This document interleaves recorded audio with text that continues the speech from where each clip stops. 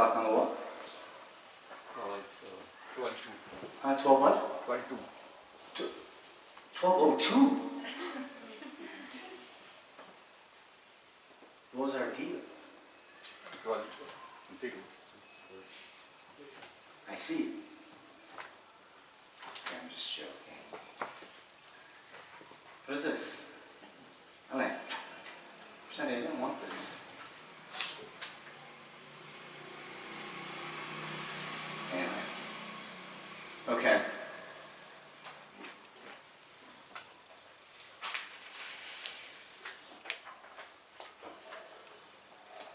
So, we were saying, talking about cultivating the patience that accepts suffering.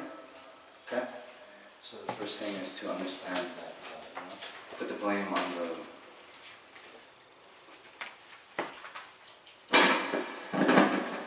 put the blame on the right target, which is as long as we're in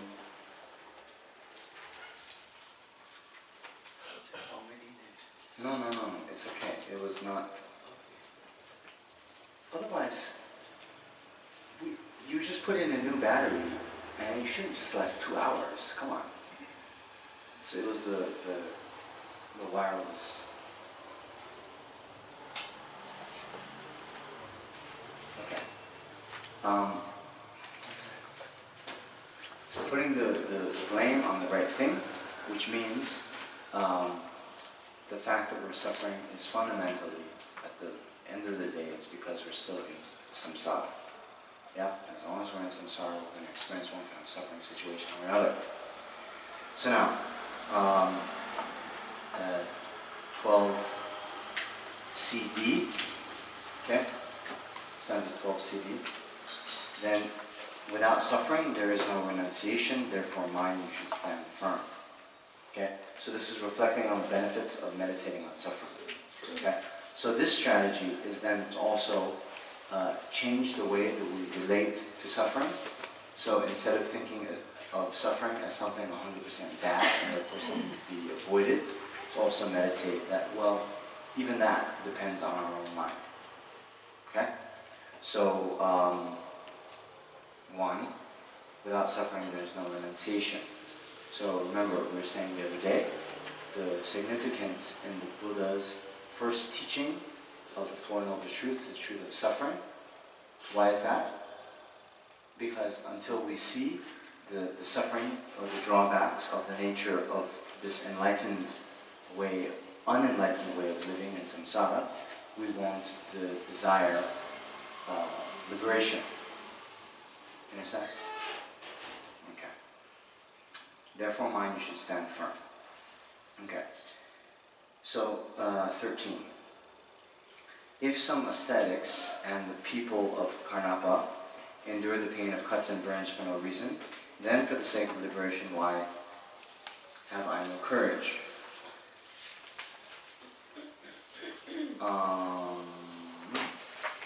Okay, so we alluded to this yesterday, right? So there's other systems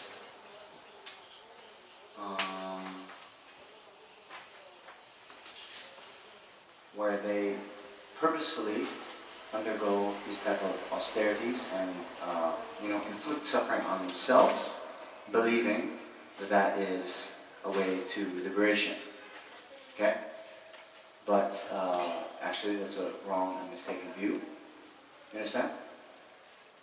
We said yesterday, right? They think that by engaging in a self-mortification, they'll either please a type of God that will then bestow liberation on them, or they will, exhaust their negative karma accumulated and thereby attain liberation. Okay? But is that the case? In the Buddhist system, then remember, what is the fundamental root of samsara? Ignorance that misapprehends the way that ourselves and other phenomena exist. So in order to get rid of the root of suffering, what needs to be done? discover the true nature of reality of ourselves and others. That forms the perfect antidote to the misapprehension of reality, and that is the only reason, or the only means to attain enlightenment. Okay? Right? Good. So yeah, remember, in the Four Noble Truths, you have the truth of suffering, which Buddha taught first. Yeah? Truth of the cause of suffering. Cause of suffering is karma and afflictions. The cessation of suffering is that state where we have abandoned completely the afflictions at their root. And the path leading to the cessation of suffering is the wisdom realizing the absence of the inherently existent self. You understand? Okay.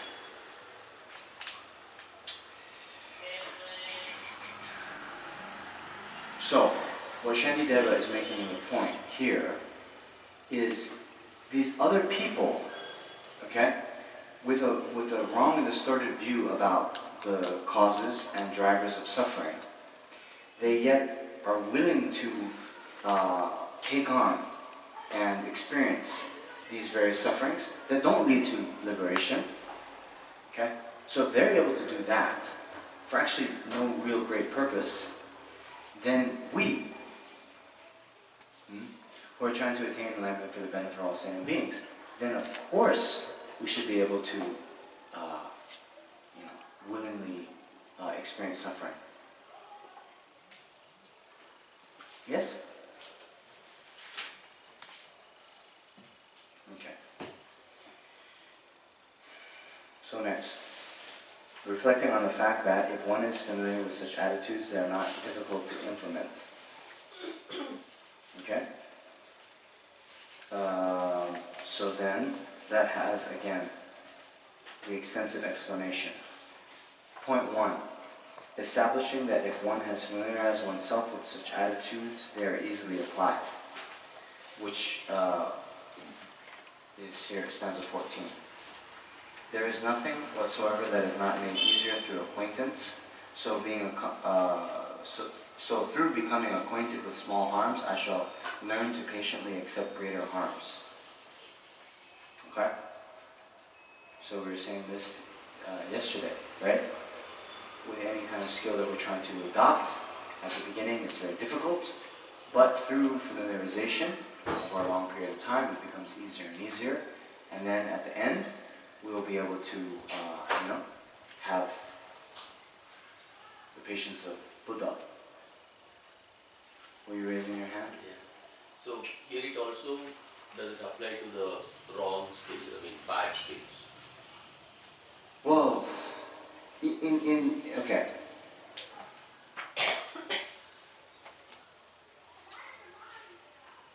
In general, whatever we familiarize ourselves with becomes easier. So yes, if we develop a habit of getting angry, then we just get more and more angry, right? So the principle remains the same. This is something about habits, right? But here Shantideva is putting it in the context of exhorting us to develop a good habit, a habit of practicing patience. Okay?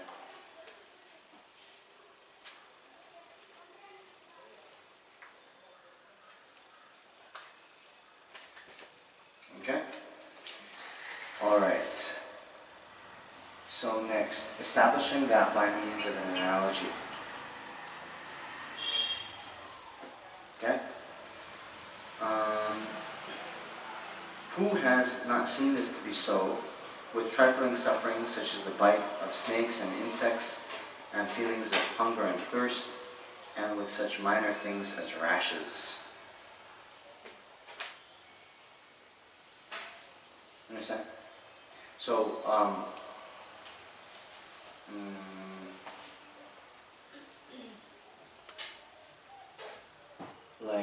if some of you have done like a fasting practice, yes, then the first day might be very difficult, but then you kind of get used to it, right?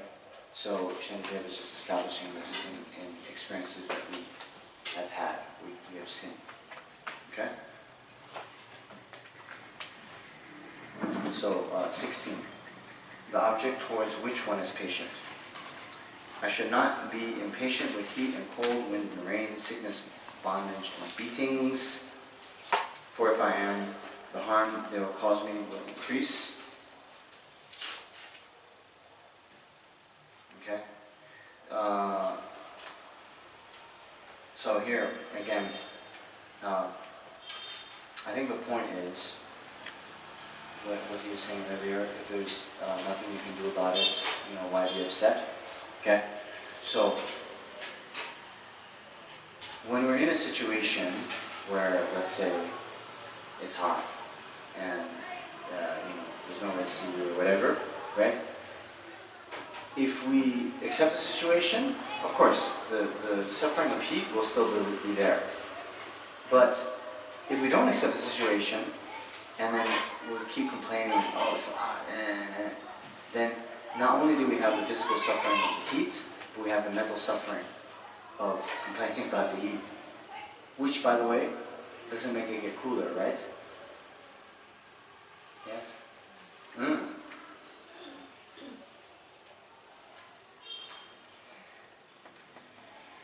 So, fourth point. An example of how the strength of patience arises if one familiarizes oneself with it. Okay. Some, when they see their own blood, become especially brave and steady, but some, when they see the blood of others, faint and fall unconscious. These reactions come from the mind being either steady or timid.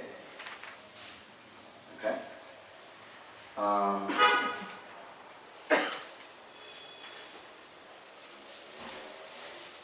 Yeah? You understand? So here, you see, this is again going to the point where, you know, just as the sight of blood, in and of itself, wouldn't make someone feel courageous or timid, but it depends on the mind of the person who's seeing the blood, right? So a courageous person, when they see blood, their courage increases. A timid person, when they see blood, they'll faint, fall unconscious. That's what I'm explaining. Yes? You get the point? The same visual stimulus, right? Seeing blood. Then, depending on the mind of the person seeing it, courageous person sees blood and it gets, more steadfast. A timid person sees the blood and faints. Okay? So it says like seeing their own blood, they become brave and steady. Yeah. But if the same courageous person sees the blood of others, he faints and falls and becomes unconscious. Whoa. We're on the same page? It's 71. Yeah. That's what's confused. It's the same brave person. No. Seeing his own blood is brave. No. There's two different people. Brave people, some, when they see their own blood, become especially brave and steady. Some, when they see the blood of others, faint and fall unconscious. So it's two different sets of people. Some seeing blood become steadfast, some faint and fall unconscious. It's the same sight of blood. So don't get, you understand? The sum in the first line and the sum in the third line are two different sums.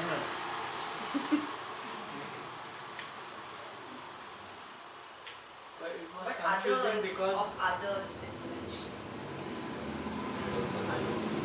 Sure. Okay. No problem. So, close the book. Hear me. There's some people, when they see blood, they become more courageous. There's some people, when they see blood, they faint. You understand? There's two different types of people. That's what I'm saying. Okay? You got that point? Okay.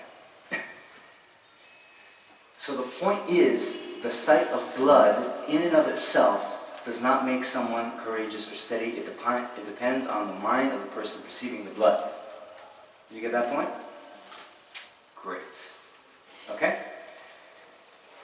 Therefore, these reactions come from the mind being either steady or timid. Okay? So, it comes from the mind. Okay. Therefore, I should not disregard harms done to me and not be affected by sufferings. Should be not disregard. We should disregard. Oh, sorry.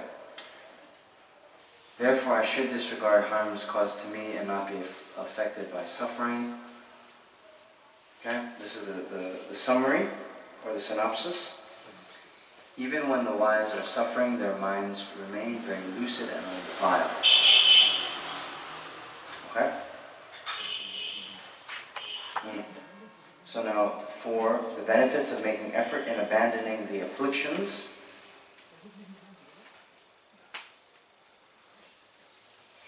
for when war is being waged against the disturbing conceptions, much harm is caused at the time of battle. The victorious warriors are those who, having disregarded all suffering, vanquish the foes of hatred and so forth. Common warriors slay only corpses. Okay? So here,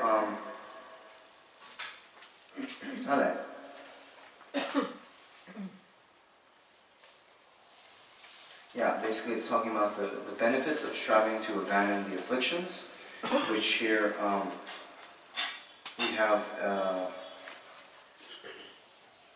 an analogy that it's like a war, right?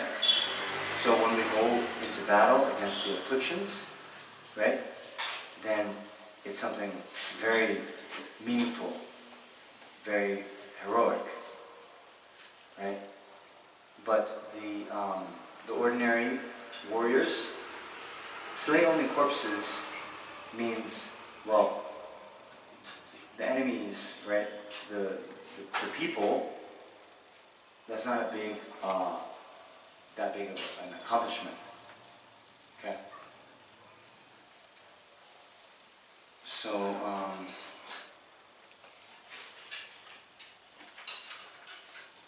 Lama Zopa Rinpoche made this point recently in, well, many places, but in France. He was saying, you know, when you go to a city, right, you see these statues of people, you know, like a great army general, great warrior, right? So if they've, you know, were a great general in the army, in the town square, there's a big statue made of them. Yes? Okay. But what do they do? Right? Maybe they killed many people, right? Actually, created a lot of negative karma. Yes? But in the world, they're regarded as heroes, and we make big statues of them. So he's saying, kind of following in Shantideva's way of explaining. See, the real heroes are the ones that go into battle with the afflictions, right? And you know, actually a name, an epithet for those who have abandoned the afflictions, they call, you know, Arhat or Dra Chompa. Yeah, Dra Chompa. Dra is enemy, Chompa, destroyer. So you see that as foe destroyer, right? Who is the foe? The afflictions. The afflictions. So those ones, the ones who've attained nirvana through abandoning the afflictive emotions, those are the real heroes.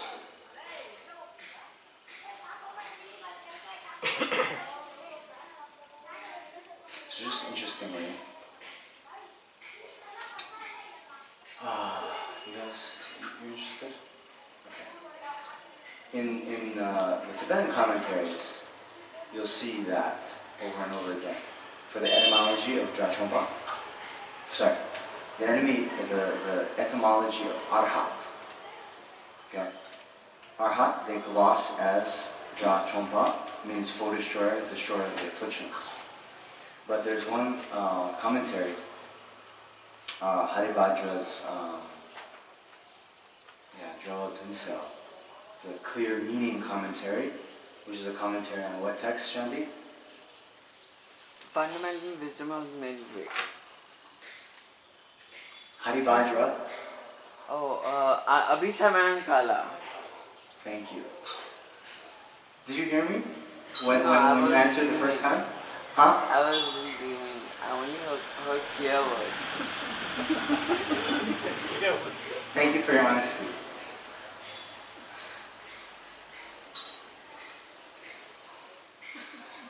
You know, there's the game show Jeopardy, right? And like there's a game show, you answer the question. So sometimes, you buzz in to answer the question before the question's finished.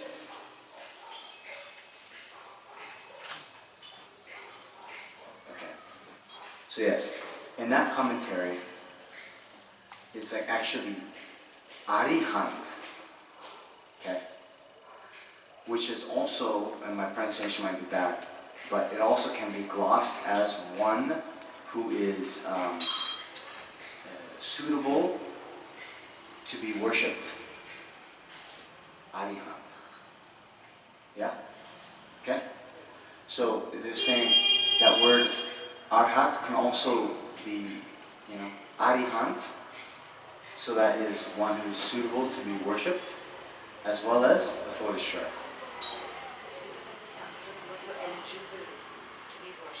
Yes. Is that? Yeah. Is it? You're a Sanskrit scholar? I know Sanskrit words, yeah. Great. Yes? So is that right? Are you mentioning? Well, I Can you say that? yes. You're eligible to be worshipped. Is that right? Yeah. I think it might be Arihant. Arihant. Yeah, right? Yeah. And that means suitable to be worshipped. Yes? Hello. That's part of a Jain prayer. Where they say, Nice. Okay. Right. Are you with me? So then, but when they brought it into Tibetan, they had to choose to translate that word, Arihant, and they chose Drachompa. They had to choose one of the two. This is what we're saying, right?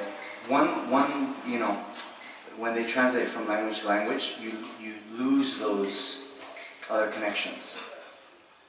Okay.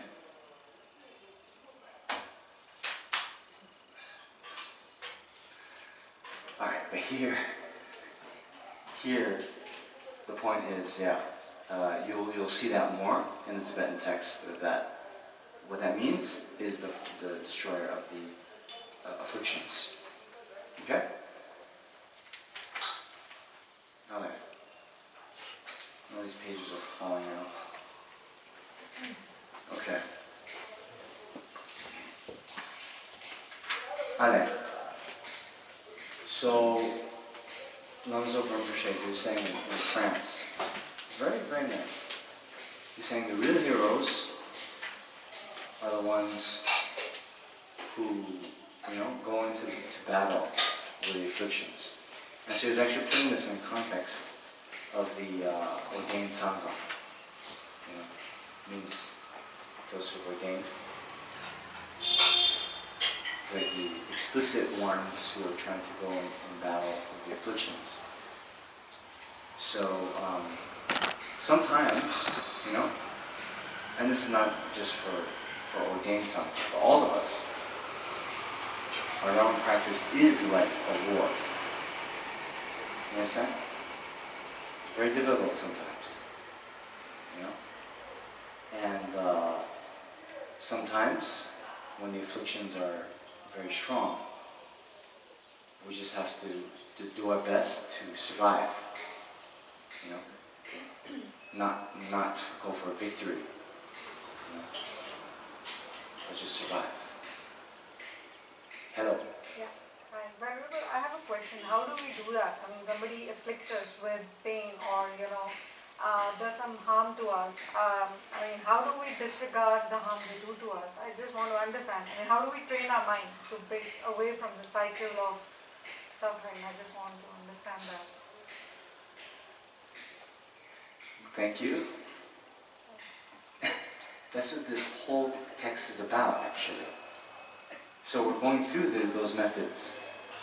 Yeah. Okay. Yeah, we're just at the beginning of this chapter. But all these things, if you just look at a little bit ahead, it's going to talk about all of that, right? But at the beginning, we first were thinking of the drawbacks of getting angry and retaliating, and then the benefits of practicing patience. And so your question is like, it's very timely in one way, but it's also like, that's what we're just about to talk about. But what you've missed so far is to first consider the drawbacks of the alternative, anger, right? So later, just to be very brief in this way, this gives the outline, right? So stopping impatience with those who bring you happiness and cause you to suffer. First, we think that anger is unjustified. Then there's the analysis of the object, the subject, the basis, all this stuff. So, this is like what we're about to talk about.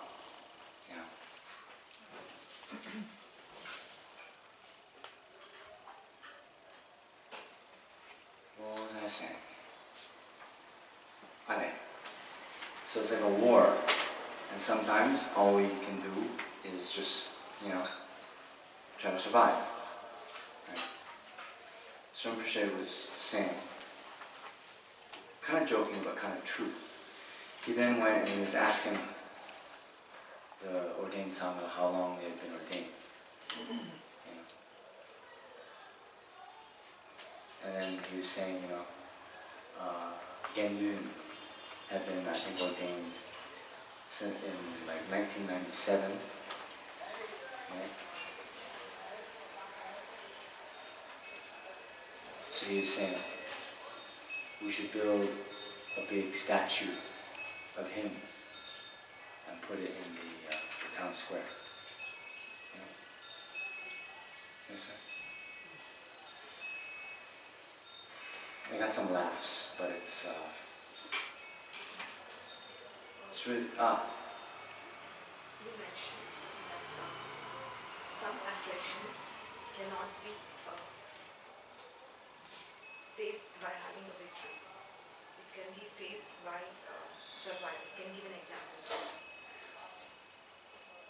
Between the victory over an affliction and survival over yeah. Okay. So what I'm saying, I guess, to make it very tangible, okay? Let's just say we get really angry one day, okay? So the victory, right, will be to abandon anger where you never get angry again. You become an arhat, okay? Now, this is very difficult. You need to have direct realization of emptiness and all this stuff and meditate for a long time to abandon anger at its root. Okay. So, short of that, then of course that's the best thing to do. To realize emptiness directly, meditate, and so you make it impossible for you to get angry ever again. That only comes with the attainment of nirvana, or on the Bodhisattva path, 8th ground Bodhisattva. Anyway, so short of that, what then? If that's not possible, okay, you get angry So then the next type of victory would be to cultivate a temporary antidote so your anger goes away in that moment. Okay? So you diffuse the anger at that moment. Okay? Now if you can't do that, even less, even though you get angry and you can't make your anger go away, your mind is on fire, but you don't let that cause you to do an action of body or speech motivated by that anger. Yeah? You understand? So that's what I would consider survival. Right? And this is especially in the context of, especially when you start to talk about people with vows, you have a vow, you have your vow against killing, right? And at least the pratimoksha vows, those are the vows against actions of the body and speech, right? So you still have afflictions in your mind, but you apply antidotes, or maybe you just get away from that situation. If you're trying to keep your vow of celibacy, you lock yourself in the room away from your object of attachment, right? You survived another day. That's what I mean.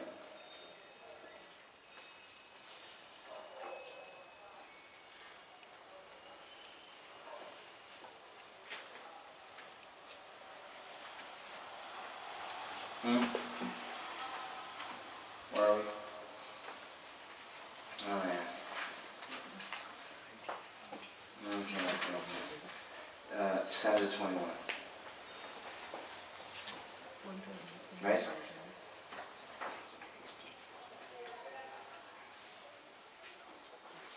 Furthermore, suffering has good qualities. Through being disheartened with it, arrogance is dispelled, compassion arises for those in cycle existence, negativity is shunned, and joy is found in virtue.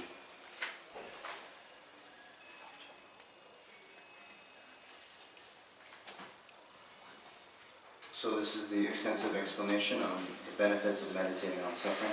We talked about this yesterday. Yes? Yes? So remember, the point is, why do we get angry when we experience some suffering? Right? Because we have a thought that suffering is undesirable. And 100% undesirable. And therefore we want to then harm back or retaliate against that source of suffering. Okay? So partially, to weaken this as an antidote is to think, okay, suffering isn't necessarily 100% bad. Okay? And so there are these 4 benefits described here. Yes?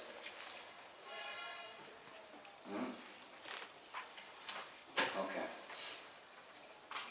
So now, we're on the next page of the outlines. Cultivating the patience that is intent on Dharma. 1 extensive explanation. As both fury and the one who is furious, etc., rely on causes, they are not independent. 1. Neither fury nor the furious person is independent. A. The reasons why it is unreasonable to be furious with an afflicted person. Okay? Stanza 22.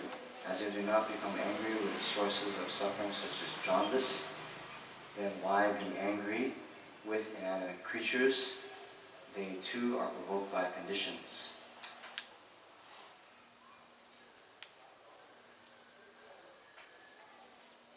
Although they are not wished for, these sicknesses arise, and likewise, although they are not wished for, these disturbing conceptions forcibly arise.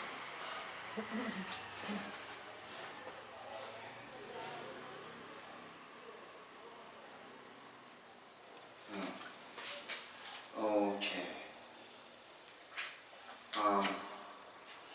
so here now in the Geshe Je,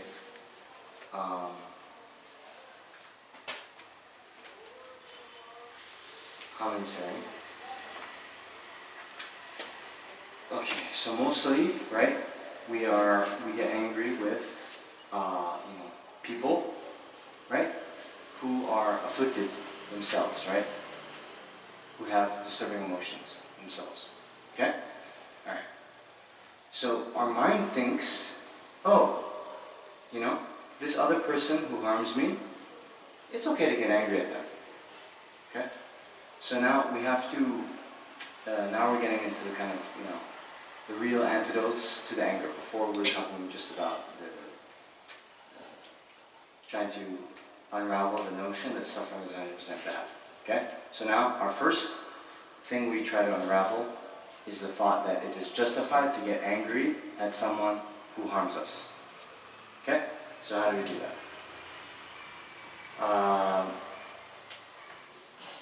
One does not get angry at bile disease, this is Gyaltsabje's words, and the like, which are a great source of suffering, of the disturbance of imbalance. So why would one then get angry at a sentient being? Okay? So then our anger argues, since bile disease and so forth arise without control, one does not get angry at them.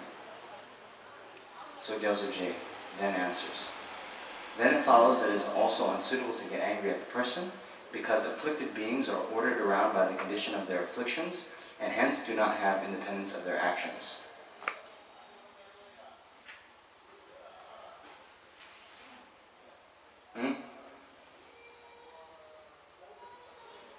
Understand? Okay. So next stanza, 24. Without thinking, I shall be angry. People will become angry with no resistance. And without thinking, I shall produce myself. Likewise, anger itself is produced. Right? So,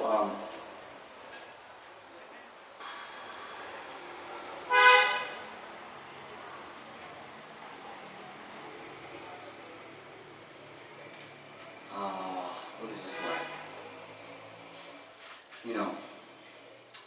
Though that person who has harmed us, they're under the influence of the afflictive emotions that they have no control over, right? So they lack, on a very fundamental level, the sense of agency, right? Moral agency. Yes? They lack that sense of moral agency. Therefore, it's inappropriate to get angry at them, because they didn't choose to have the affliction arise. Understand? Okay.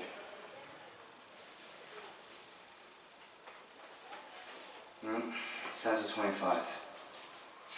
All mistakes that occur and all the various kinds of wrongdoing arise through the force of conditions. They do not govern themselves.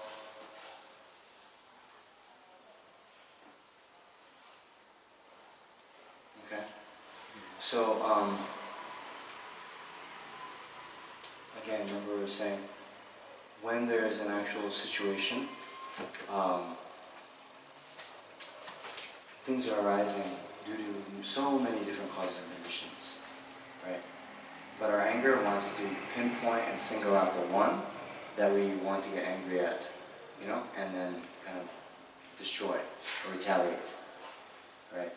And it puts the blame 100% on that one, But in actuality, there's always many different causes and conditions that, that cause that suffering to arise. Okay? Therefore, it's a mistake to put 100% blame on any one of those conditions. Okay?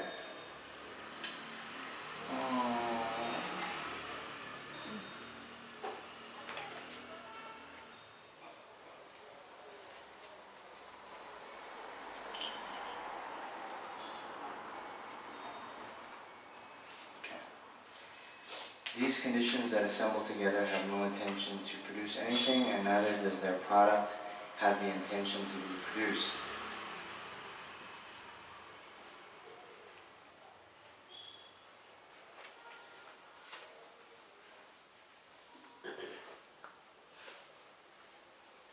Okay?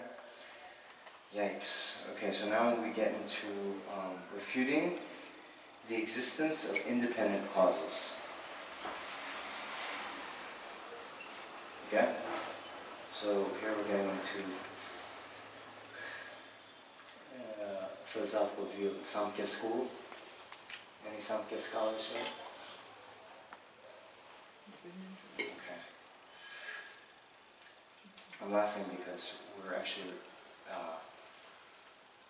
what we're studying these days in my class.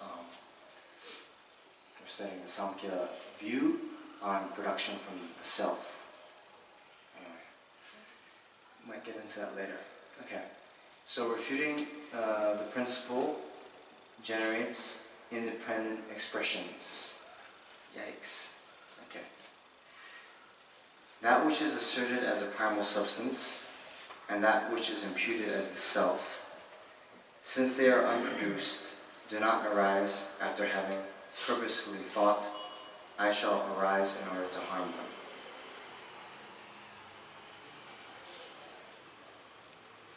Yeah, I'm going to have to look at the footnotes on this one.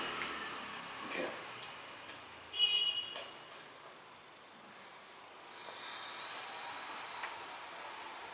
Okay, based on... Prakruti. Huh? There's a Prakruti at the beginning. Yeah.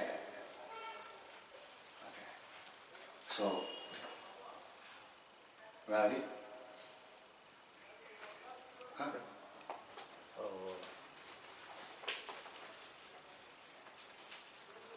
So the Prakriti and Purusha Yes? concept, and that comes with the three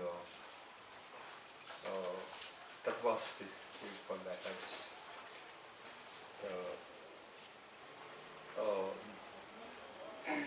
because tanmatras, then I can't really hear you. the Purusha and the Prakriti is Yes. the cause of the production. The Sankhya theory starts with that. Okay. Okay. So,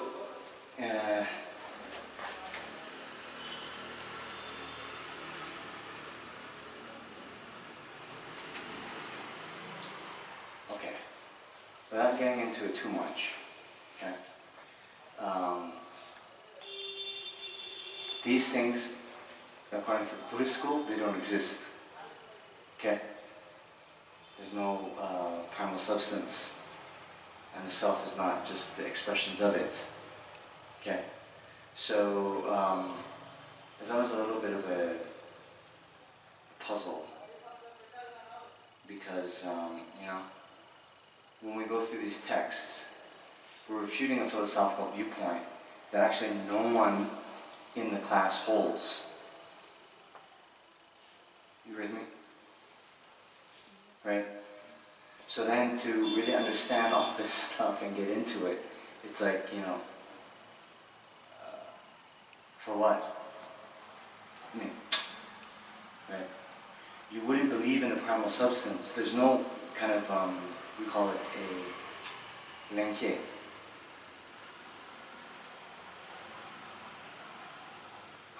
Lenke. There's the, kunta and lenke. Intellectually acquired, and then lenke is like the, innate, yes. There's no one has an innate view of a primal self, primal substance. You only get that view having listened to a teacher explain, hey, everything is, this prakriti, right? Yes. So, anyway, at that time, when Shantideva composed this text, there was some, more widespread existence of this philosophical system. So he's saying to, refute that. Okay? Why? Remember, in the outlines here, he's refuting the existence of independent causes. Okay? So the main strategy here is through understanding that the suffering has arisen due to various causes and conditions that are all interdependent. There's no way to single out one as being the valid basis upon which we get angry, right? Because everything is dependent on everything else, this, right? So then, if there's something that's an independent cause, independent means not relying on other causes and conditions. Okay? So since the strategy is to show that our suffering is dependent on interrelated causes and conditions, he's then trying to refute the view of independent cause. Right? Okay. So that's the main thing. So I'll just, for the, yeah.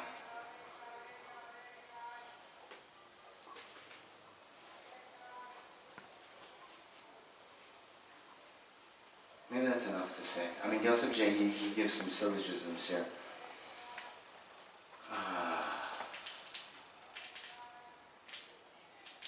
But basically, you know, what is that? He's saying this very principle, the principle of the primal substance, is like the horns of a rabbit. Means it's non-existent. Therefore, since it's non-existent, it can't perform functions. Okay. Alright. Now next is the refuting the independent self of the Nayayas.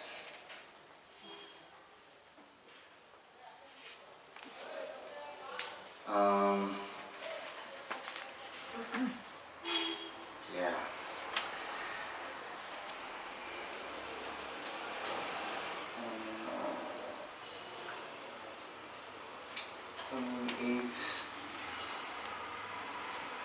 Yes, okay. Sorry, where were we? 28 CD. Since this self would permanently apprehend its object, it follows that it would never cease to do so. Is that where we are? Yes, and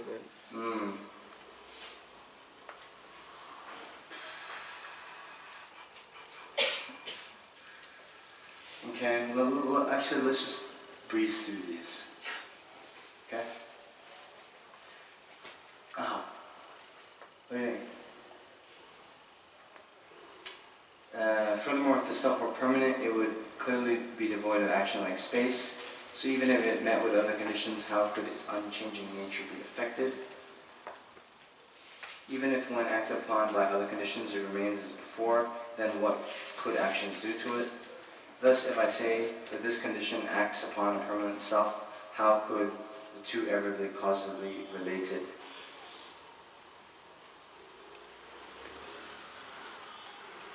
Okay. So,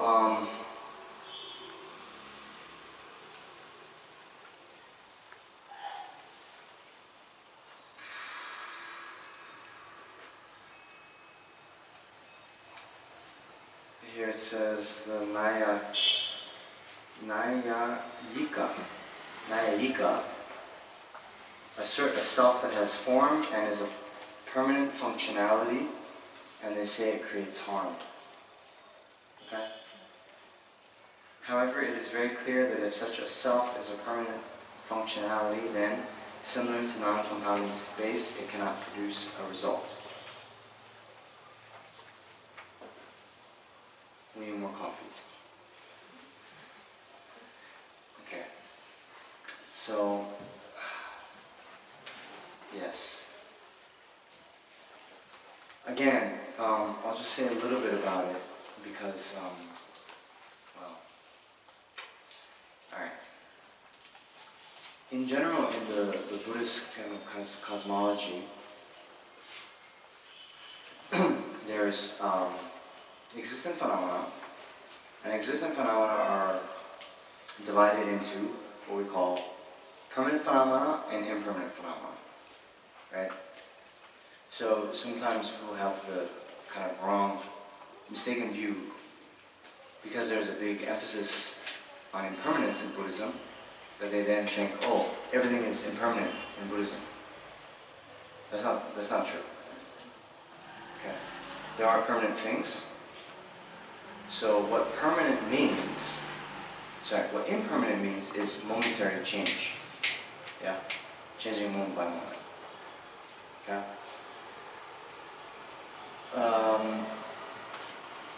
And in impermanent phenomena, is, we say, equivalent or dinchi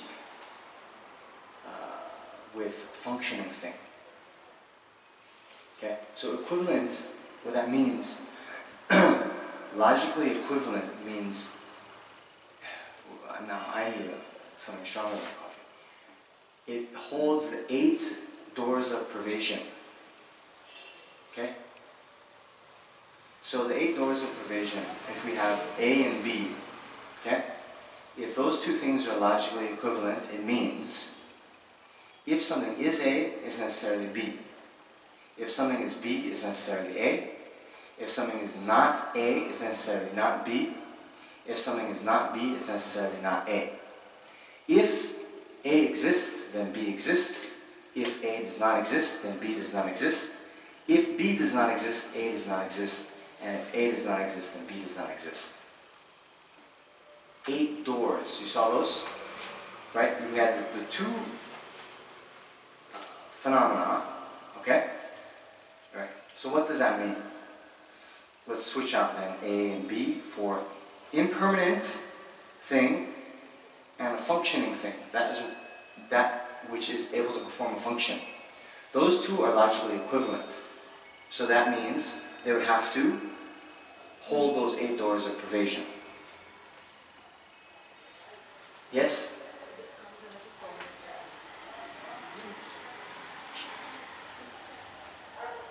This is, okay.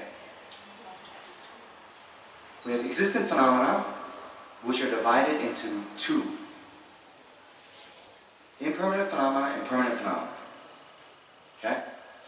Impermanent phenomena means momentary change.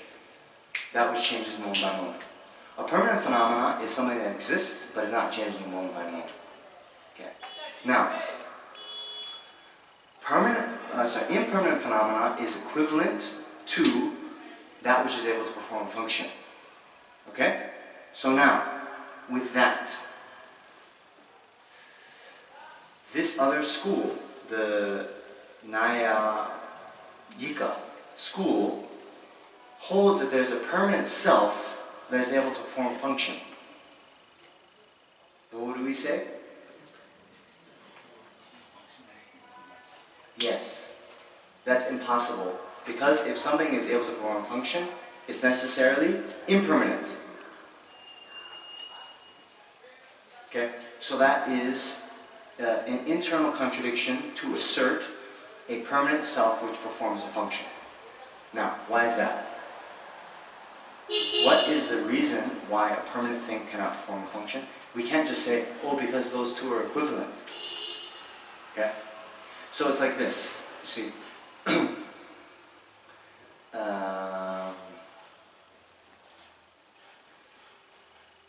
The seed, okay? When it performs the function of giving rise to a sprout, the seed then no longer exists. At the time of the sprout, the seed doesn't exist, right? The seed has transformed into the sprout, right? So, in that sense, the impermanent nature of a functioning thing means that at the time that it has given rise to its effect, it has already ceased to exist. Okay, now you might say, oh, but my mother is my cause, and my mother didn't cease to exist. Okay. But see, then your mother, actually to be very technical, right? Now, the mother who gave birth to you was whatever, 30 years old, right? So in that sense, that 30-year-old mother that gave birth to you no longer exists now. The continuity of that continues to today, right? But even we can say, okay, well then the mother, right, if that was permanent, would mean not changing moment by moment, which means every moment of your mother would give birth to you, right? So every moment that goes by, there'd be another one of you being produced. So is that the case? No. That means that that cause has changed, has disintegrated. You understand? This is also the reason which we talk about in another context, which they use to refute the existence of a permanent creator God. A permanent creator God would be, right? Permanent means not changing moment by moment, right? So then, is the God creating a universe every moment? Is it? Is she? So, if she's not, that means impermanent.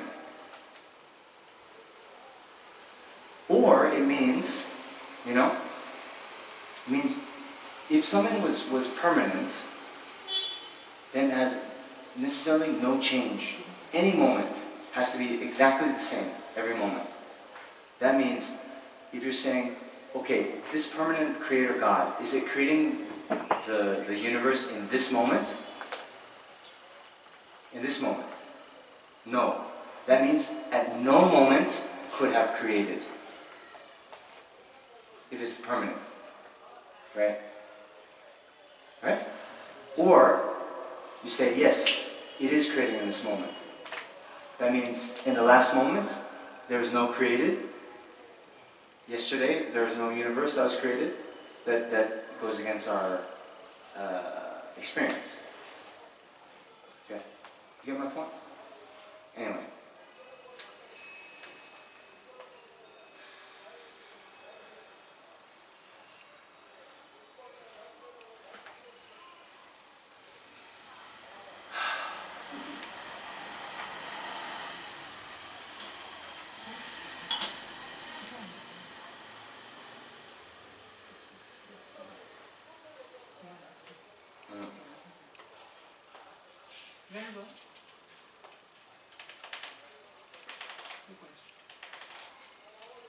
Huh? Ravi? It's actually when refuting the primal substance and also when refuting also the unity of self is permanent, both this, how is that related with that anger or the one which the patients, what is the connection to that? Yes. Do you hear the question? Yes. Saying, what is the relevance of all this, Namjong? So as if we look in the way that this chapter is organized, right? We look, okay, our anger is arising to a suffering situation, okay? A suffering situation in actuality is produced by many interdependent causes and conditions, okay? But when we get angry, we single out one of those, a person that has harmed us, we put 100% blame on that one, and therefore we want to harm. We get angry. Okay? So, what is the opposite of interdependent causes and conditions? Not to put on that one condition, but An independent cause. Right? Okay. So either our suffering is permanent or impermanent. Okay? And again, if our suffering was permanent, it would be, it's always there, not changing moment by moment. So is that the case? No. I got angry newly today when this person insulted me. So that suffering is impermanent because it didn't exist yesterday, it didn't exist before this person said those bad things to me. Right? So we rule out the permanent suffering. Yes?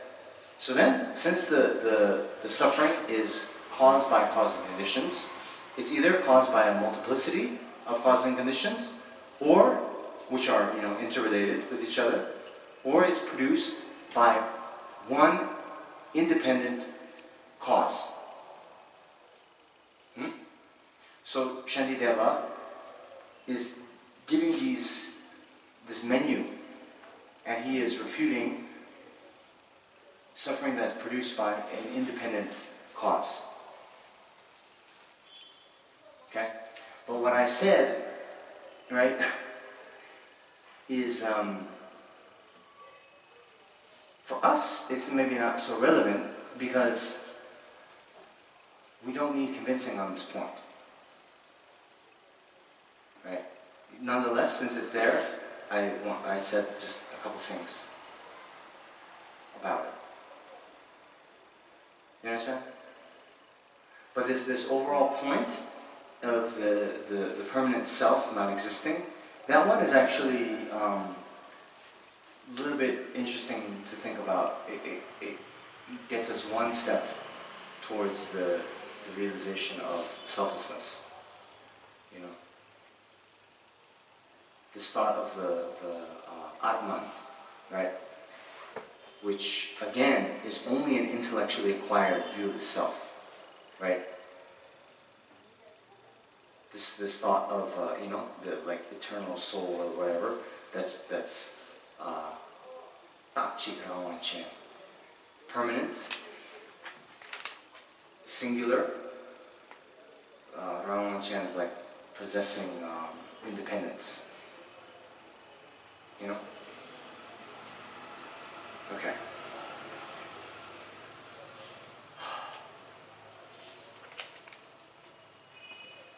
So, time's up.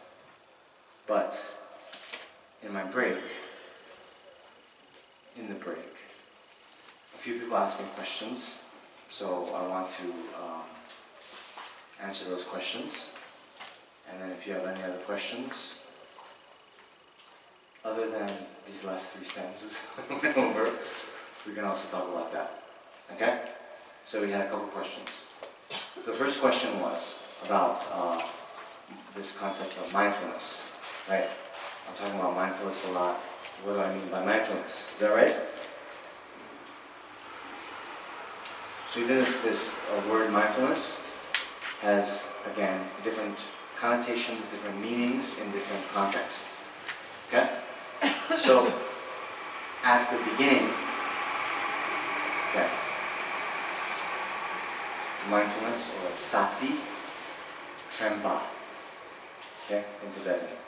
Trempa in Tibetan, sati in Pali. It's been translated again as mindfulness. Okay. When we talk, like at the beginning, when we say we're doing mindfulness of the breath meditation, okay, the context when we were talking in this type of meditation to gain shamatha, mindfulness is the function of mind that puts the focus on one object.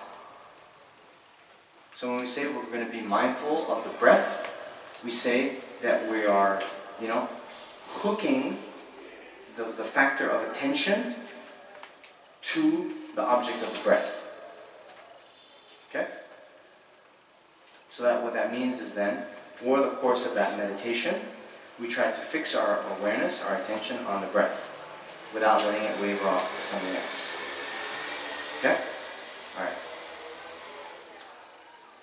So now, in other contexts, especially when you hear about like mindfulness meditation or vipassana, there is also a a context of like just becoming aware of whatever is going on in the moment. You know? You watch your mind when there's whatever. A thought, you recognize there's a thought. When there is anger, you recognize there's anger. You know, it's a kind of awareness of the present moment. Okay? So,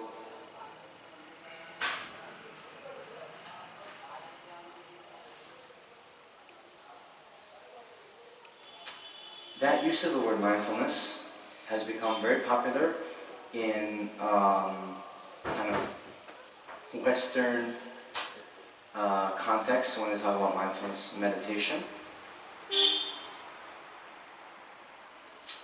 And actually, Alan Wallace, he wrote a kind of article about this, that saying, well, this is not found in the Indian sources, the Indian Buddhist sources, but was a later, we could say, development in the Pali tradition, Burma and Thailand. And there's an article kind of going back and forth between him and Bhikkhu Bodhi, who was, I think he's English, but monk in the Theravada tradition, where they discuss the meaning of this word sati. And again, just like Zukka has much more to it than patience, the word sati has more to it than just being aware of the present moment. But that one meaning has been singled out. You with me? So that is one meaning. There are some sutra passages or passages from authentic sources that have that as one meaning, but it is just one of many. Okay, you with me? Now, when you get into the Mahayana sources,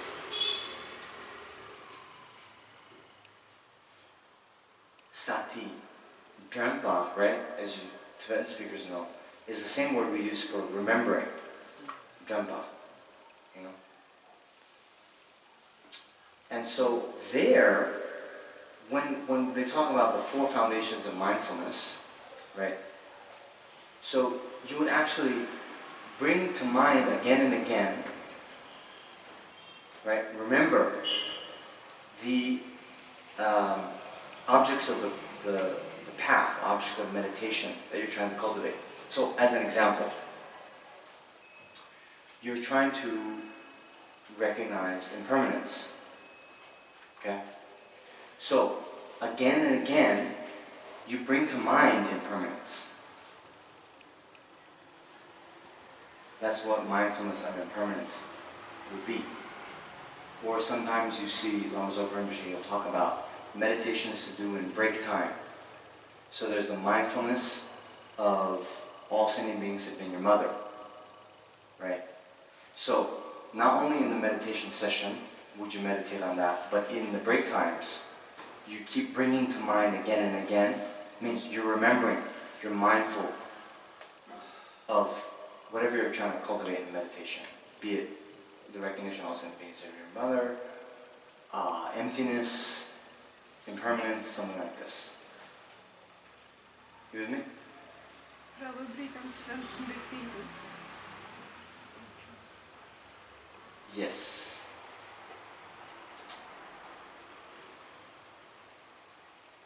So, how many senses of the word mindfulness did we just go over? Thank you. Yeah. The ability of a mind to hold its object,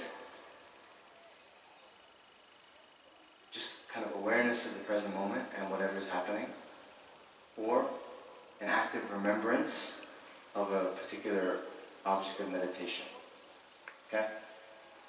So, sorry, again, you have to be intelligent. And when you're reading something about mindfulness, you have to understand which of these three senses of the word are being used. How do I know I'm mindful or not? How what? How do I know?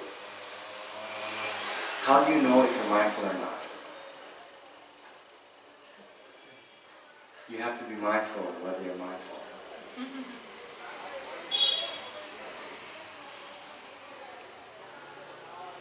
Okay. So how do you know if you're mindful or not? Then again, we have to go into the three senses of mindful, right? Okay. What we were trying to do in the beginning of the session is actually a type of shamatha, calm abiding, single point of concentration meditation. Okay? So in that, there's a mindfulness, the trempa, and shishin, or introspection they call it. Okay?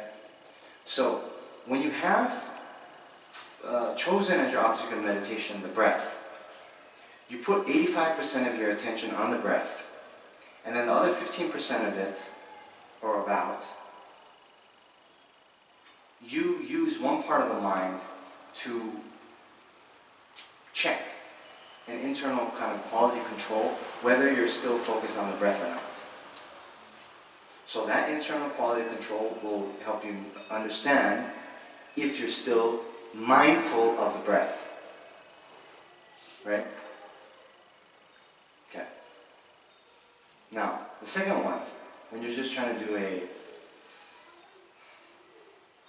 let everything happen. You know, are you aware of the present moment? Okay? So I think it's a similar kind of function. So here, you see how they actually are practicing this type of mindfulness meditation, right? They call it like a non-judgmental awareness, right? Where you just sit. You can focus on your breath, sure. But then the things that appear to the mind, a thought. I was saying this, right? You don't engage in the thought. Now, the Vipassana tradition of Mahasi Sayadaw, Burmese master, they use the so-called labeling technique, where then a thought arises and you label it thought. Right? A pain arises, you label it pain. Right? Drowsiness arises, you label it drowsy. Right? So then it's becomes very clear whether you're mindful or not, because you continue with this labeling. How you would not be mindful is if you have a thought, and instead of just labeling a thought, you engage. You think, what am I going to have for lunch? And instead of labeling a thought, you think, okay, it's Sunday. Oh yes, that place on 100-foot road, whatever, right? You think, okay, what about Smokehouse Deli? Then you think, oh, Sunday afternoon, will I get a table? Oh, but it's going to be loud, you know? And instead of just being aware of the thought, you get caught up in the thought. Then at a certain point, you realize, oh, wait a minute. Now not only have I thought about my lunch plans, but I'm also thinking about dinner. And then you become mindful again. And you say, oh, I've just been wandering. And then you come back to the present. Right? Second. Third, remembering your object of meditation in the break times. Well, how do you know? I mean, whatever it is, let's say you're trying to be mindful of impermanence, you have to just actively, force yourself to call it up to mind again and again, right?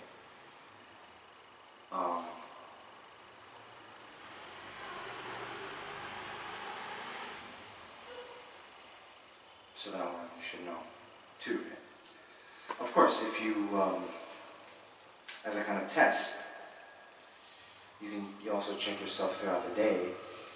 Like, are the actions that I'm doing, if I were to die tonight, would I be doing this right now? If the answer is no, then probably you're not mindful of death. Okay? So that's your question. I answered that in a very complete way. Good job, Nalanda. So then you had a question about vegetarianism.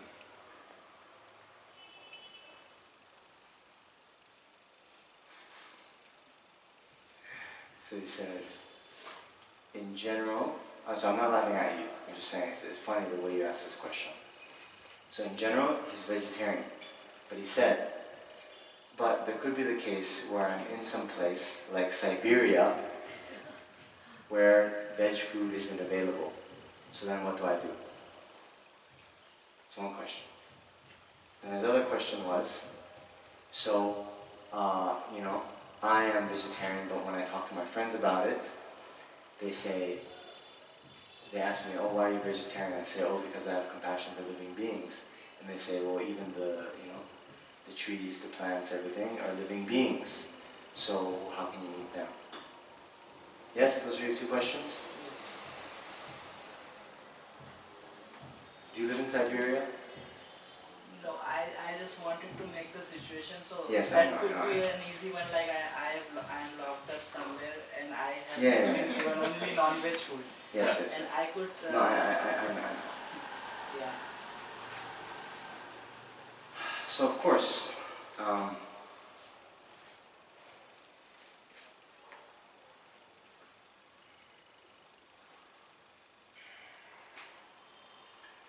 with many things, right, it depends on our motivation, okay?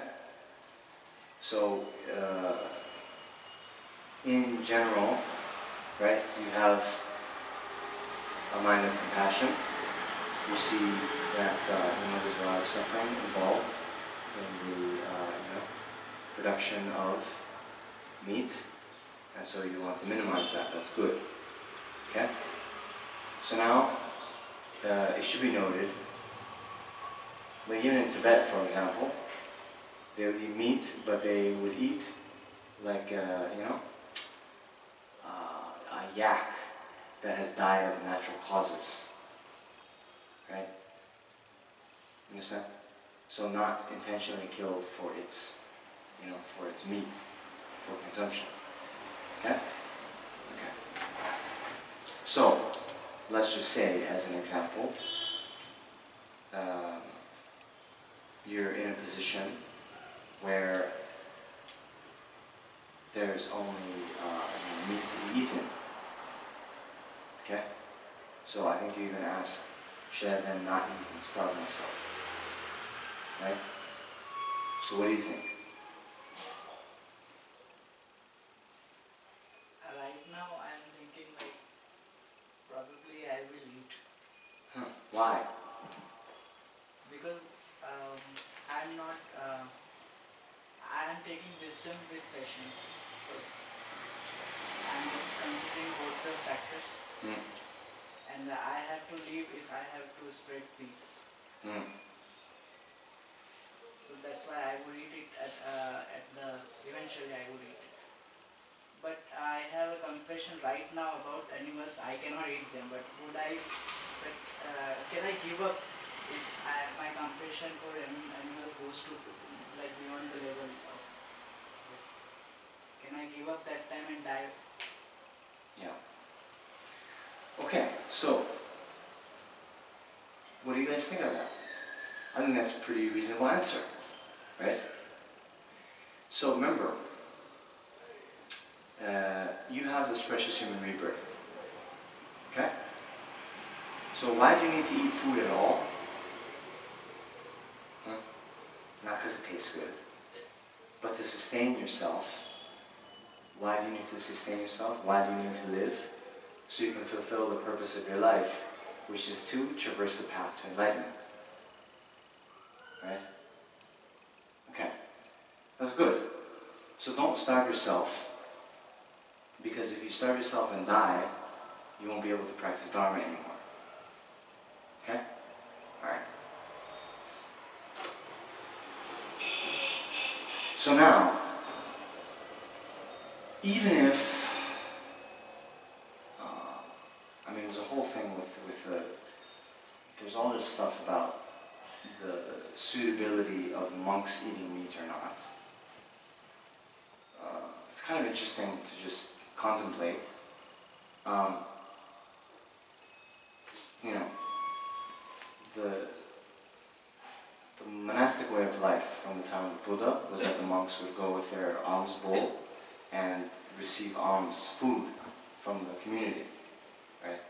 So even in the Buddha's time, there was a question whether the monk should accept meat or not. So the Buddha said like this,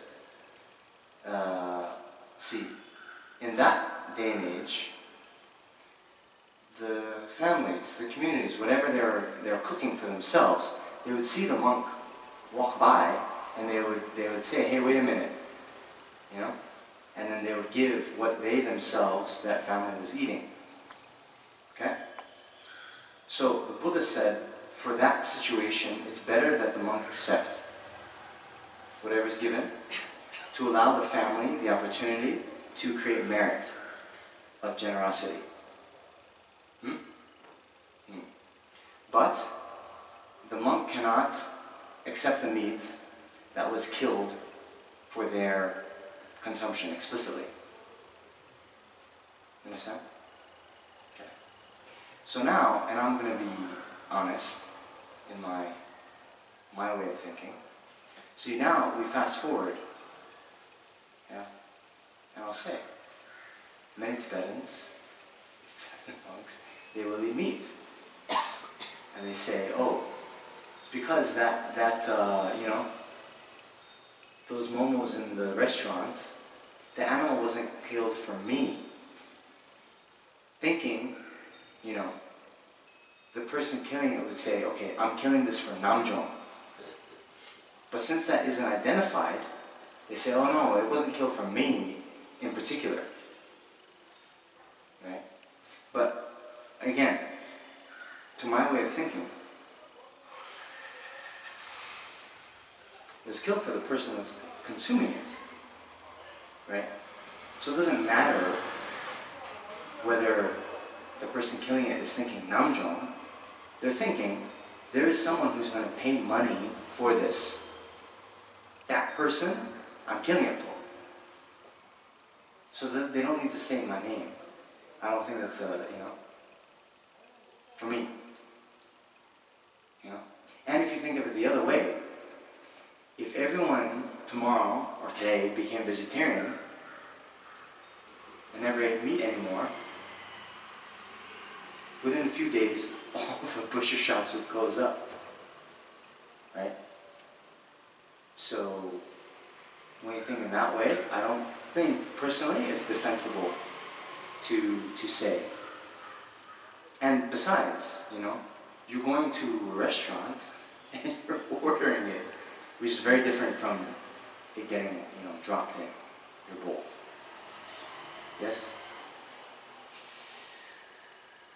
Nonetheless, then you hear other things, very complicated, right? Very complicated.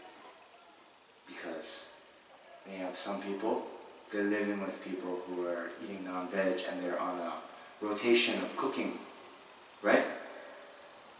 Huh? You know, people like this? Or, you know, you go back home and your family all eats meat, right? And what do? Cook separately. Yes. So, you know, you have to be skillful, right? And like, if it really is your family and they love you, like my mom, man, she's so great. You know, she normally eats meat, but when I come home, she like, you know, she bought some vegetarian cookbooks, She's like there, like making all this stuff for me. And she she eats vegetarian when I go visit her. Incredible, isn't it? So, you know, we can use our influence with our family to, you know, maybe have them do that. What do you think?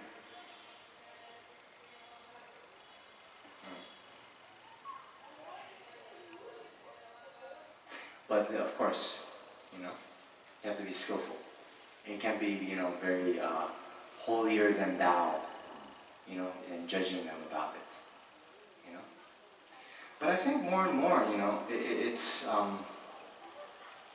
is some increased consciousness in the world about it. And even, you know, in the past couple of months, like the UN came out when we started talking about the environment. You know. And so even if you only care about human beings, it becomes very difficult to defend eating meat because of the environmental impact of it. You know, especially beef. You know, I mean, you know, you look into all the reports there, right? And it's like, you know, eating beef has like, you know, 78 times or all these times the carbon impact of eating veg and all this stuff. So this UN report that came out was saying, you know, for us to hit our climate goals, we need to totally change our food production globally. Even growing a paddy also, the rice, Yeah.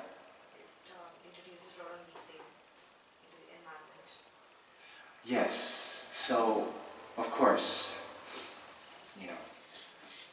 So will we Like also... for example, Oh yes, but nonetheless, and some people say this: oh, when you make the crops,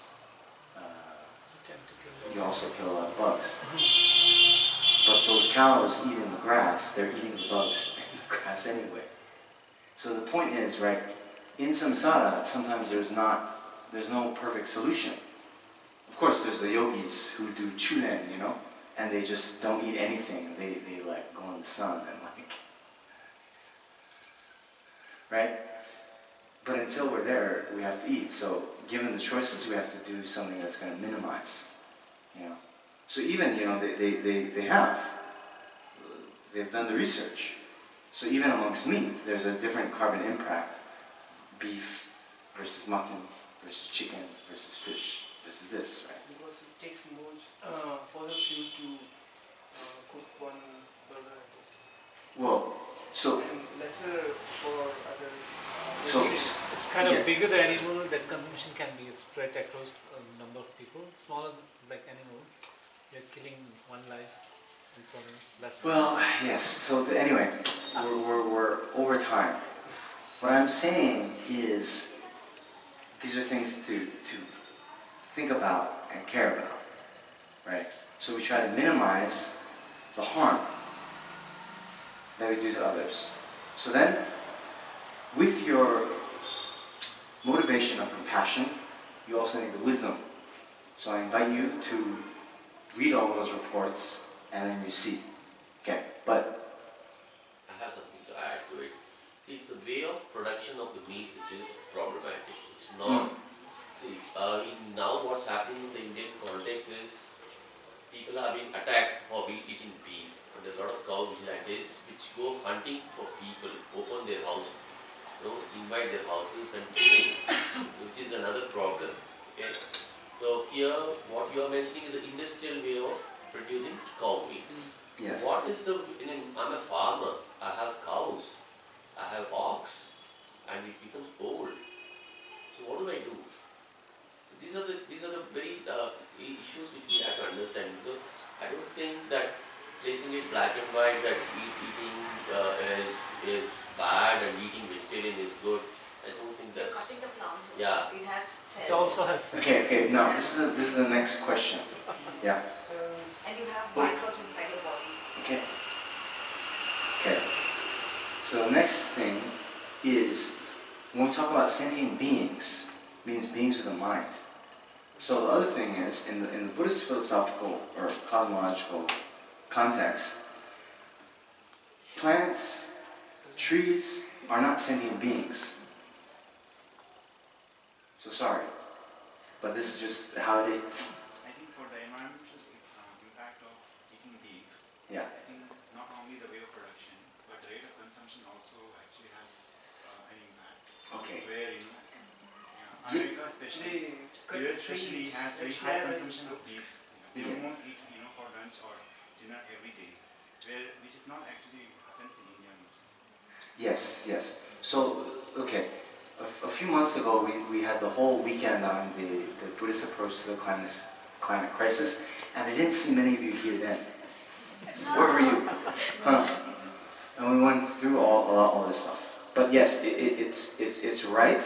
When you look at the graph of like beef consumption per person on all the countries in the world, India was like the one closest to the y-axis, like barely nothing per person, right? And then on the far side, actually US was not number one. It was actually Brazil, Argentina, Uruguay, And in those places, they're clearing away the Amazon forest so they can make all the stuff, So then that's like the, triple whammy. You're clearing down the Amazon rainforest by burning it, and now it's all wrong. All that stuff we've talked about. Okay? So I'm saying all that stuff, great. Read about it, look it up. Also what you're saying, sir, is true, and I don't like these, them going and the violence against the people who are doing it. That's also not right. Okay. But now when I'm talking about the second question, because I gotta go eat some vegetarian food soon. I'm joking. In the Buddhist cosmology, when we talk about sentient beings, plants are not included as sentient beings.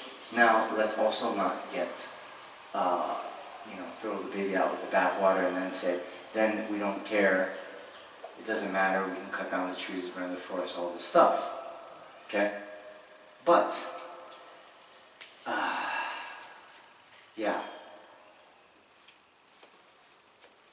Your question was then, your friends who are saying, oh, but now you're killing the plants. You say, well, it's not a sentient being in the same way.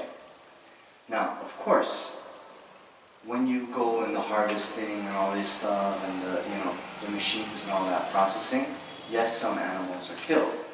So you try to minimize that as much as you can. But remember, the most important thing in our karmic actions is the intention, right?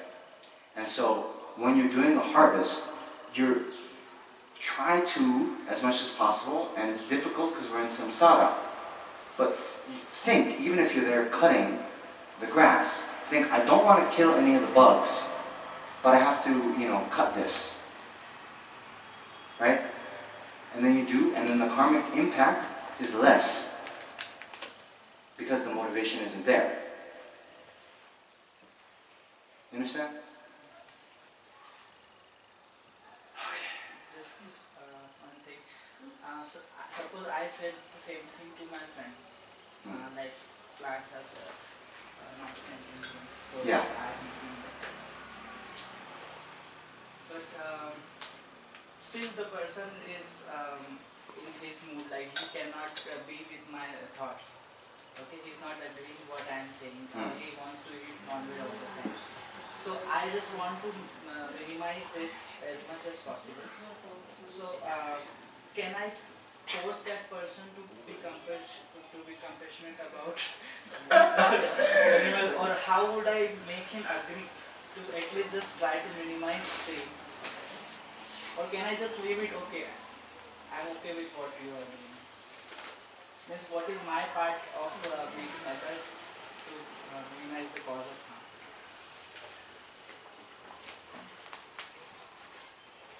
So,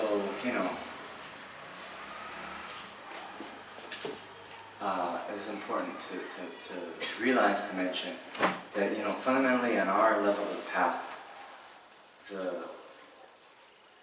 the main thing is to subdue your own mind, change your own behavior. Okay? Now, if the person is open to reasoning, right? Or some people are just stubborn, right? If this person is generally, thinking, if they're on the same page, and they're thinking, I'm trying to minimize my, my environmental impact, I'm trying to minimize suffering in the world, all these things, right? And they're on board with that, then you can share with them these various articles that outline, the various things, and then you can have a conversation about the facts. Okay. But some people, they just like to taste, right? And they are just arguing with you because they want to feel good. They don't want to feel guilty about eating, mutton biryani or whatever they're doing, right? So for those people, actually you can't say much. You can't say much, right? So of course you can't force anyone to do something. By the way, even the Buddha, many Buddhists came and still people are engaging in all sorts of negative behavior. Much worse than eating meat, by the way. So,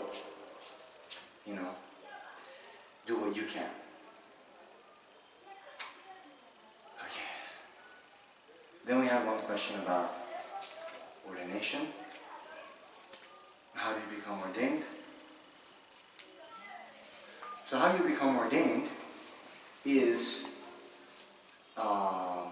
you find someone that will ordain you.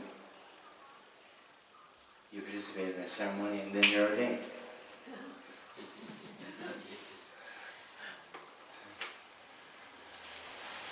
It's kind of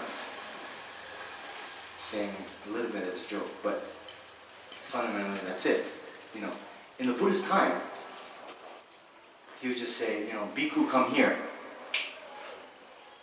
There's no, fanfare, all this ordination ceremony, all this business. You just say, Bhikkhu, come here. And then they would be ordained, kind of spontaneously. Okay. So now, times have changed. Bhikkhu's already a monk, isn't it? Yeah. So a monk is an ordained person. But in that statement, that person became a monk. I see. Right? And it says in the sutras, their hair would fall out when the Buddha would say. I don't know, just take it with a grain of salt. But times have changed. So now, practically speaking,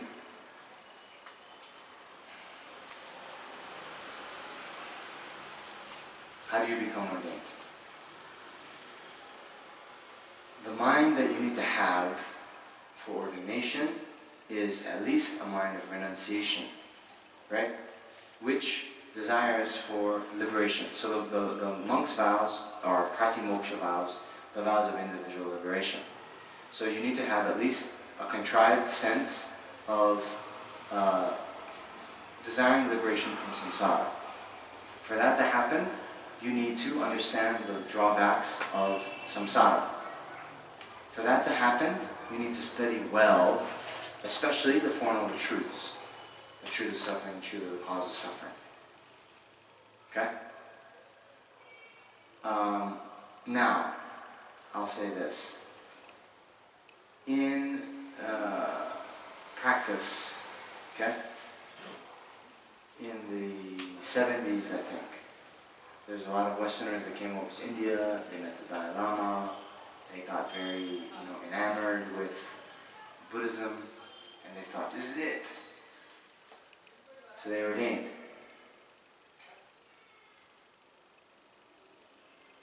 Then, within a few years, actually, some within a few days, they're like, no way, man, and they left. Okay? So this caused a bit of a problem.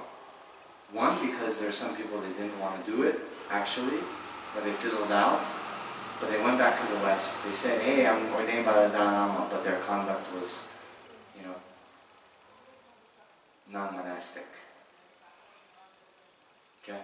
So now there's all these guidelines that are there, where they say, you know, ideally, that the monk's vows, or the monastic vows, is just one type of pratimoksha vow. But there's also the layperson vows. Okay? So they say it's very good to live according to the lay vows for 3 years prior to ordination. The lay vows being, there's 5.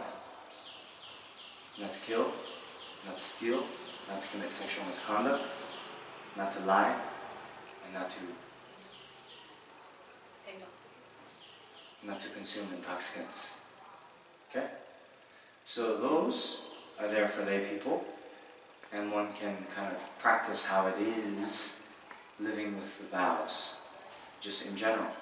And after some years, if you think that's good, if you see the benefit in that, then you can go to the next step.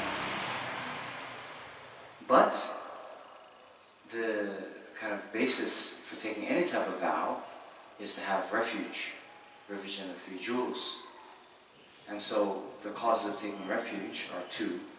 You need to have some kind of, they call it fear, or understanding the drawbacks. And you can have understanding of the drawbacks of getting reborn in the lower realms. You can have the drawbacks of the suffering of samsara in general. Or the Mahayana context is, conjoined with great compassion, and therefore seeing some kind of drawbacks in samsaric life. Then you see that the Buddha, Dharma, and Sangha have the power to protect you from those types of suffering, and then one needs to take refuge.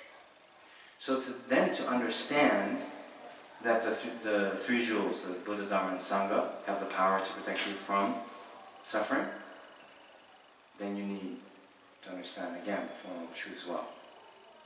So actually, His Holiness always says like this: the way to present is actually congruent with what is presented in the Abhisamaya Ankara, where it says, Drup dan dempa namdang ni sangye lacho kunchosum. Okay? So, drup actually is talking about, it's like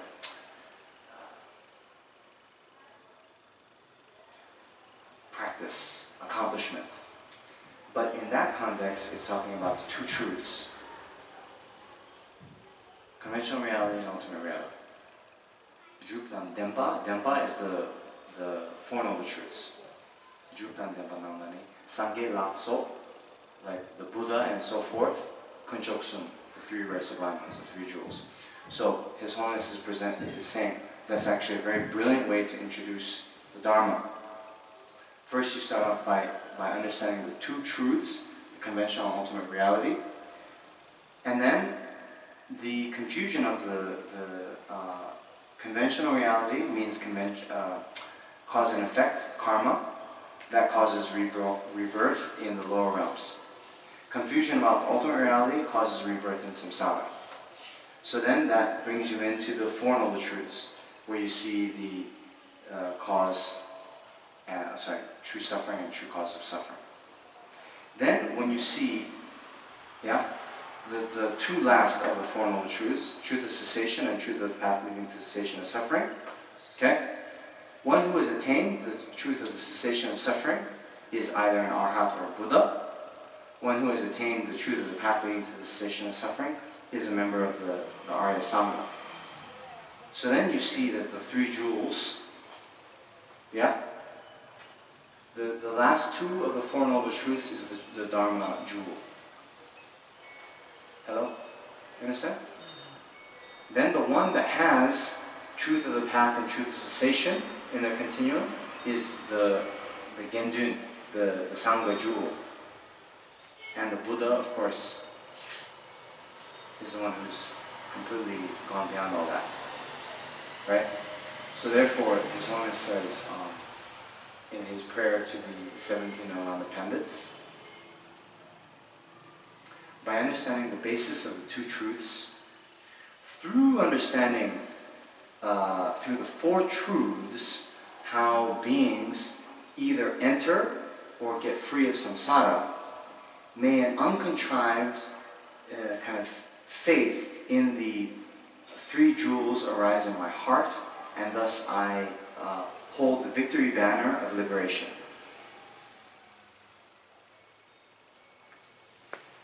So,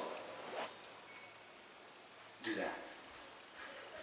Understand the two truths and the four truths and the three jewels, and you have to get some kind of confidence that this path is a good one, that's going to lead to, you know, liberation and enlightenment. And when that's the case,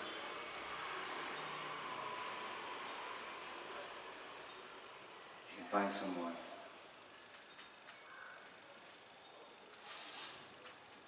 to do the ordination ceremony. But, you know, as I said, that I was not just joking about it. But, you know, you need to then find someone who do that ceremony. But that ceremony is just one day, one morning. That's actually not that big a deal. So to ordain is actually not difficult. But to stay ordained, that's the difficult one. And so, unless you have a real understanding about the faults of samsara,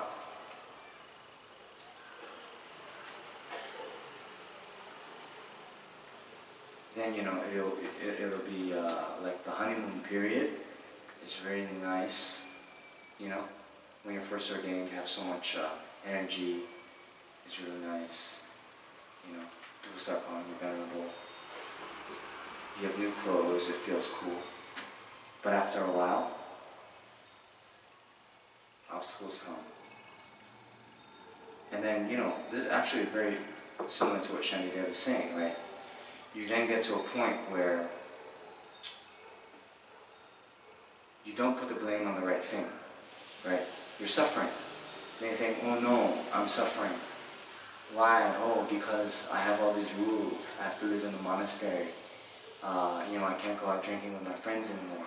I can't go, you know, meet my boyfriend anymore.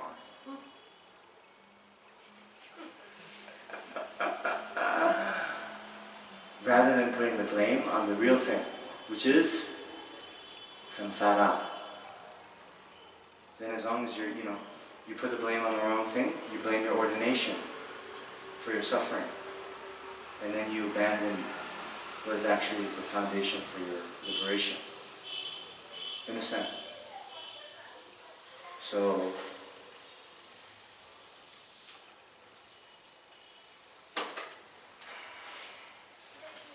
comes back to having a very firm understanding about the Dharma.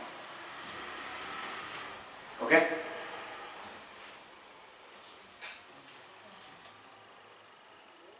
So let's go. We'll go to lunch. We'll only eat fruit that has naturally dropped off of the tree. In Bangalore.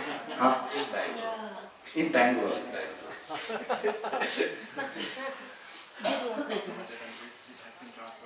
No carbon footprint at all, no trucks, no.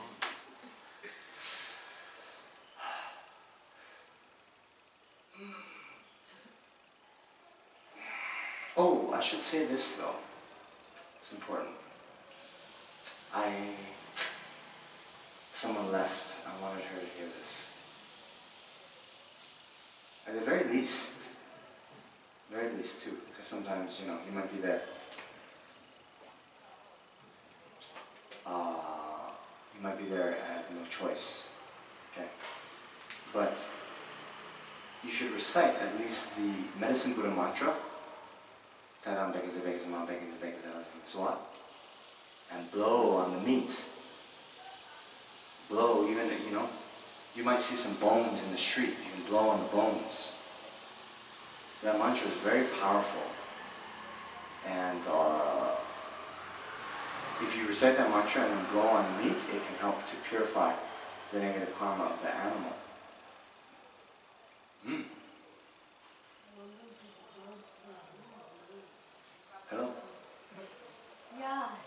saying I always do that because every day I'm cooking meat for the dogs and I always recite that and do all the meat. So in a way, If they're lucky. you say the long mantra, come how many across times us. you have to say?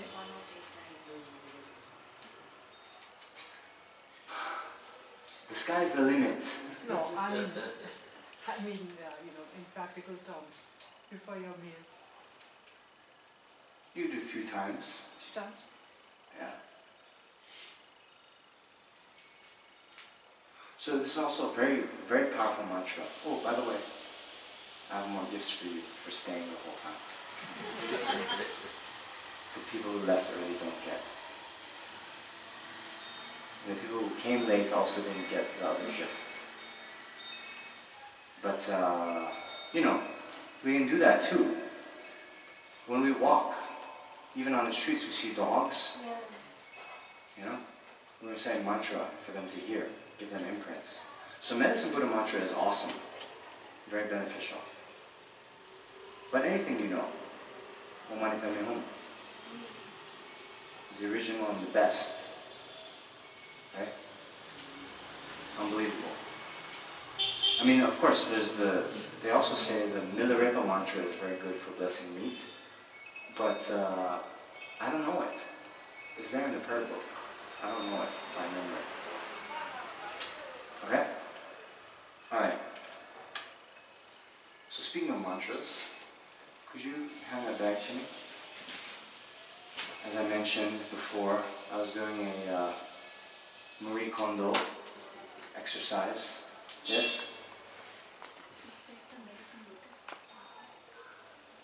This is the Medicine Buddha mandala here on the roof there.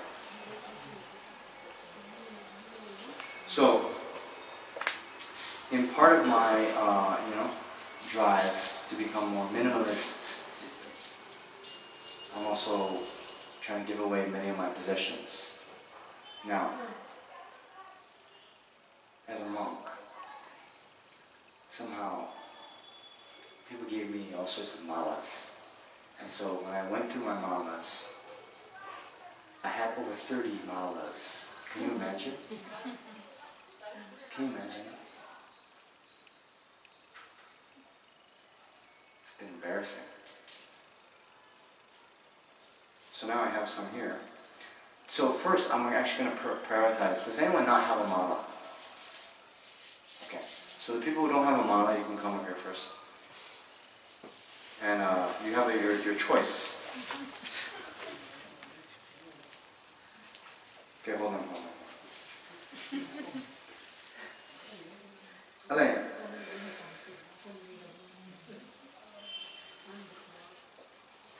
Okay.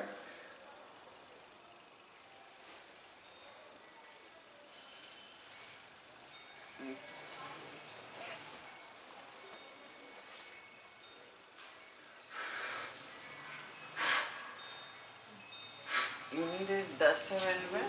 No. I'm going to bless them, not to dust them off.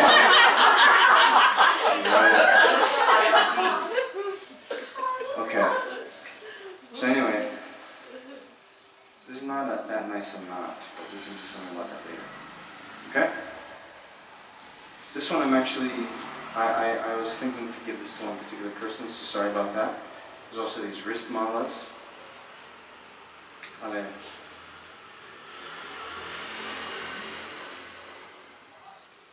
There's this one too. Okay, anyway. Take what you like. If there's only a wrist one. Okay, so these are for the wrist. Great. You don't have to buy I think so. Who made that? You? Great. Yeah. You just printed it out. No, who wrote it up? This one is part of the basic program. Great. It's from that book. You know, I really don't know actually. Someone actually told me that was another way of writing the Sanskrit or even the Tibetan letters. But it's another. Huh? Yeah, could be, but it doesn't look that way to me. But it's some other thing. It's the same script where in the monastery we have on the prayer. Yeah, I know. But if you look at that, it looks not like that. Wow. So now we have 2 wrist malas left. And this one is actually a Bodhisattva mala. No one took that. Bodhisattva. Oh, can I ask you? But we have to do this. Okay, I'll make a nice knot for this. So I'll give this to you. But I'll tie a knot after class. Okay, so just hold on to this now. Yeah, there's a nice one. Okay. Oh, but you're also a bit of a crafts person, right?